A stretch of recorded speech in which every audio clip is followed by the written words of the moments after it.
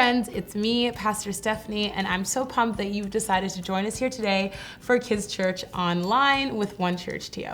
We're in the month of August, and this month we've been talking a lot about wisdom. What it means to have wisdom, what it means to seek wisdom out, what it means to be a wise person ourselves. And today we're going to talk about choosing wise people in our lives. Now, I want us to imagine something for a second. Imagine that your father, your earthly father, was the most wise person in the world.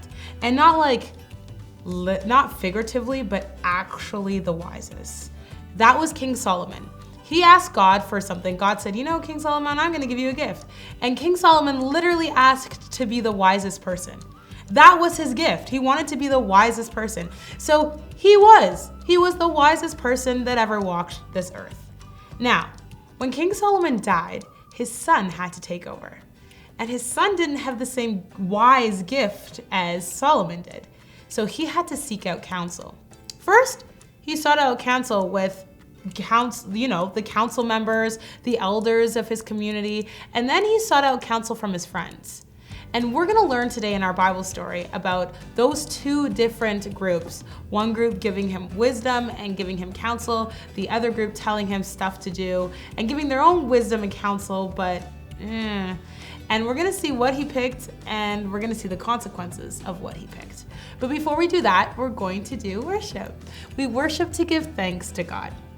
Now, worship looks different depending on who you are, but here we like to sing and dance. If you're not a singer and you're not a dancer, no worries. What I encourage you doing is to listen to the lyrics and listen to them almost like a prayer. You can close your eyes and listen to the song. It's a little bit upbeat, but this will help you really get into a place where you can thank God for all of the things that He has given you in your life.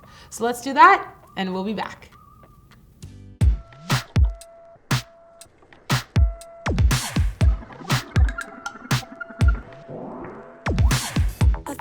So many questions, there's so much to learn that I don't know.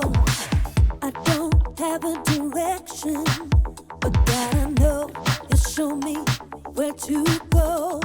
You help me to see the best I can be. Now there's no stopping me. I wanna go further, I wanna go faster.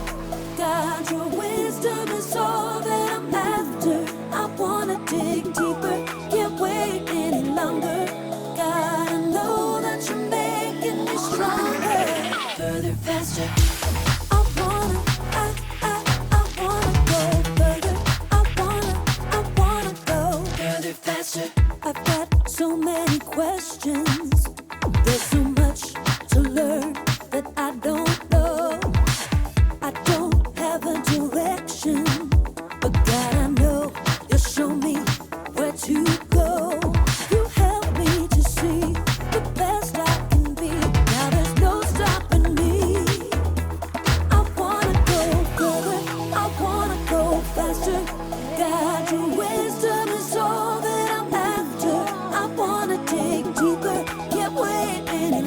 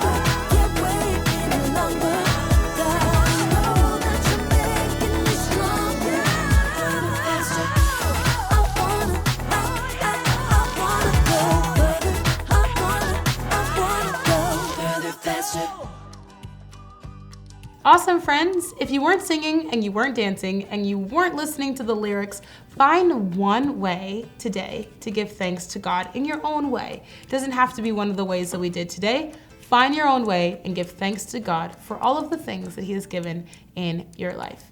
Let's take a look at our memory verse before we jump into our Bible story. It says this: if any of you need wisdom, you should ask God for it. He will give it to you. God gives freely to anybody and does not find fault. James chapter 1, verse 5. God is so willing to give us wisdom. We just have to ask for it. And sometimes He's not going to give it to us audibly. He's not going to be like, this is what you should do, Stephanie. But He puts wise people in our lives and He helps us make decisions. Last week we talked a little bit about the Holy Spirit and how that helps us make wise decisions too. But today we're going to talk about counsel and how we can find the right people to give us wisdom, or we can find the wrong people to give us advice and wisdom. So let's take a look at this Bible story and I'll see you when we get back. Hey, welcome to Story Lab. This week we're taking a look at a story that did not go swimmingly. We'll meet a guy who listened to some bad advice that sunk an entire kingdom.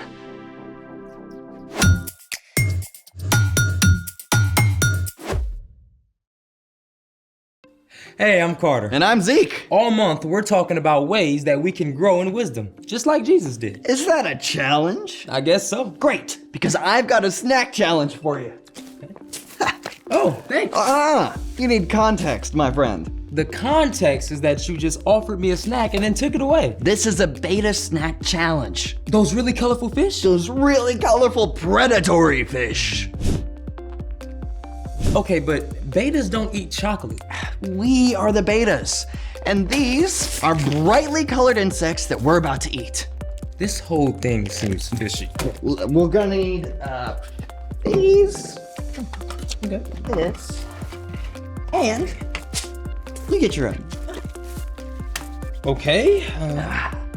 We've got 20 seconds to capture as many insects as our fishy little mouths can grasp. Okay. But wait! The plot thickens. Hiding amongst the tasty chocolate prey are poisonous fruity insects. Grab one of these chewy fruit suckers and you're a goner. Okay, so let me get this straight. I'm trying to quickly snap up chocolate candies. Yep. While avoiding any chewy fruit-flavored candies? Spot on. Got it. Okay. We're gonna need to pour these out onto the plate. Yep. Just pour them all out. Okay. M&M's. Pour these all. Poisonous? Yeah, you mix them in. Watch out, they're poison. Can we get a timer? Oh, perfect. All right. Okay. 3, 2, 1, go, go. What's even, is that one red? Okay, orange, brown. yellow. Yep. There we go. 2 more. Yep. You're grabbing the poison right there. For mine. Okay. All right. That's it. That's how we go. Okay, let's count. 1, 2, 3.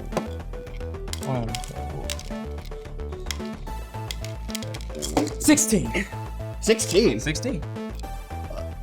Oh, well, we don't need to worry about the points. What did you notice about our insect snacks? Well, we hardly grabbed any red candies at all. And why is that, my fishy friend? Well, we couldn't grab the red fruity candies, so I guess we just avoided all the red. It's like the red chocolates were camouflaged. Give the man a prize. Camouflage is a tactic that sea creatures and other animals use to disguise their appearance and blend in with their surroundings to avoid predators. There are so many sea creatures that use camouflage, like pygmy seahorses hiding in coral. Is there actually a seahorse in there? Also, this leopard flounder, and this grumpy frogfish. Truly amazing. Don't octopi use camouflage too? Get ready for it. Octopi, or cephalopods, have proteins called opsins on their skin. The opsins act as color receptors and allow the octopus to change colors to match their environment. You sure that's not some kind of crazy visual effect on the video? It's for real, honest. It's incredible how the octopi just start to look like whatever they're around, Which is great for an octopus. but not always good for people. Speaking of which, it's time for... The story before the story. Today, we turn to 2 Chronicles, one of the 12 books of history in the Old Testament, beginning with a man named Abraham. God had chosen a special family, the Israelites.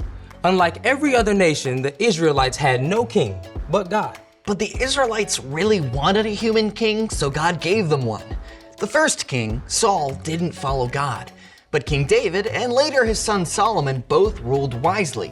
Until the end of Solomon's life, when he foolishly turned away from God and failed to pass on his wisdom to his son, Rehoboam. And that's where our story starts. Take it away. Hey everyone, I'm Brian. Now before we dive into Rehoboam's story, let's take a closer look at Solomon. When he was a young king, Solomon had asked God for wisdom rather than riches or fame, and God made Solomon one of the wisest men to live. In fact, many of Solomon's wise sayings are collected in the book of Proverbs. Here's one verse from chapter 13. Walk with wise people and become wise.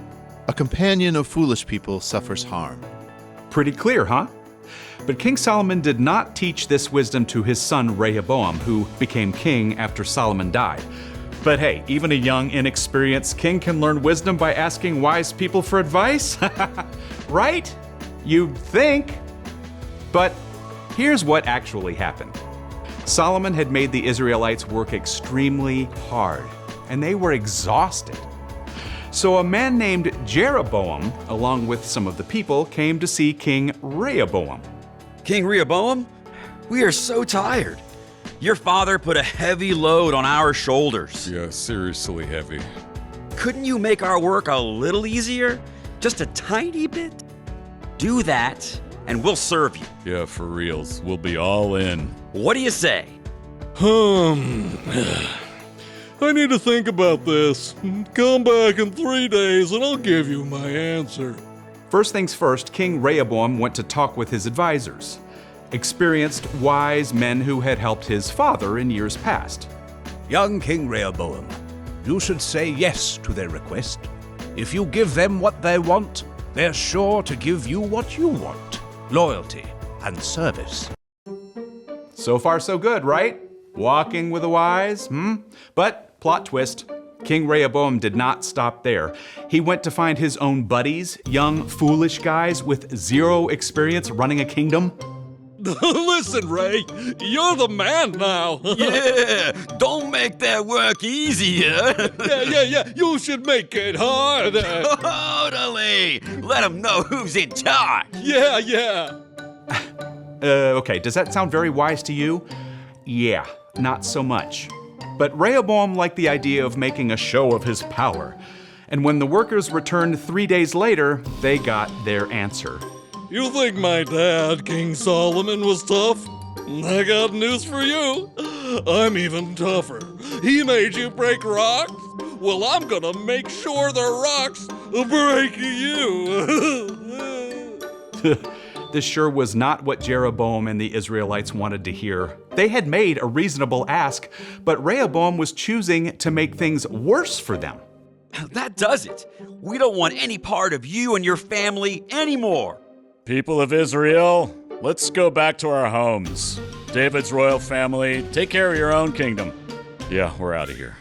Rehoboam had chosen to listen to the foolish words of his friends rather than the wise words of his experienced advisors, and it led to disaster.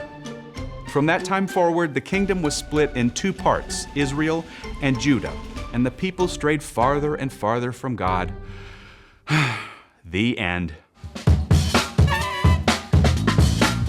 I think I speak for Carter when I say, whoa. Yeah, what he says. So much awful stuff that came from hanging out with unwise people. Maybe there can be some good, too, if we learn from Rehoboam's mess-ups. Oh, for sure. That's part of wisdom, learning from mistakes, whether they're yours or somebody else's. So, what's our part in the story? Well, God wants us to become more like Jesus in everything we do, including our choices. We can grow in wisdom by spending time with people who follow Jesus and make good choices. And wisdom is finding out what the right thing to do is and doing it. Sometimes that means not being too cool to ask your parents or some other wise grown-ups for advice and help. Yeah, and noticing which friends or classmates are choosing wisdom. Good idea. It's important to be friendly and kind to everyone, but you want to spend the most time with your wise friends. You know, I think I'm a little wiser just from hanging out here today with you, Brian. Hey, what about me? You too, Carter. I think you guys got it. See you next time. So, here's the thing. Hang out with wise people. That's why we like hanging out with all of you. Now, I think it's time to bring the Story Lab in for a landing.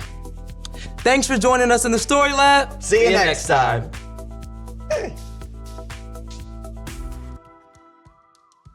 Friends, Rehoboam obviously chose the wrong people, the wrong advice, the wrong wisdom to listen to. And the consequences were dire. He did not choose to follow the people in his life that were wise, that had experience. He chose to listen to his friends. How many times do we do this? We all know the friends who are wise, and we all know the friends that aren't wise. The bottom line is this, friends. Hang out with wise people. Hang out with wise people. You know which one of your friends are wise and which ones aren't wise. Which friends make good decisions for the most part, and which friends make bad decisions for the most part. Find the friends that make the good decisions and stick close to them, because that helps us make good decisions too. When we're around people that are making wise decisions, it makes us want to make wise decisions too. We're going to continue learning about wisdom next week, and we're going to talk a little bit about wisdom and what it looks like and how we can find it in God. Until next time, friends. Bye!